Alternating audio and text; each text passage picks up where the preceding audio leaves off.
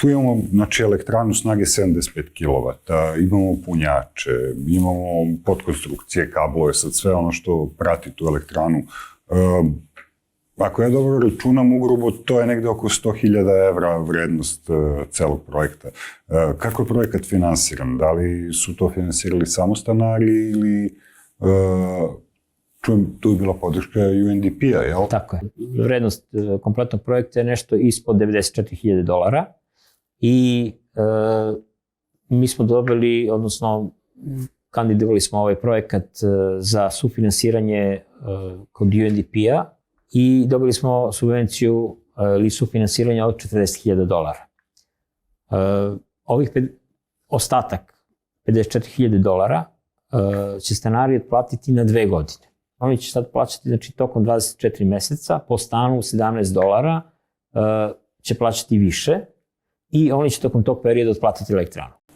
To ide isto kroz objedinjenu naplatu ili... Tako je, da. To će ići sve kroz zajednički račun za objedinjenu naplatu, zajednički troškov, kako god da ga zovemo. I on je podjednako raspoređen na sva 134 stana, tako? Znači, ne samo oni koji su prihvatili, nego...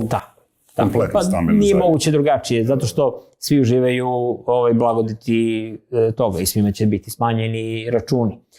I suština ovog projekta, zašto je značajno to sufinansiranje, je da će ukupna vrednost investicije po proračunima koji su bili sa tadašnjim cenama električne energije biti povraćena, znači, za 4 do 5 godina.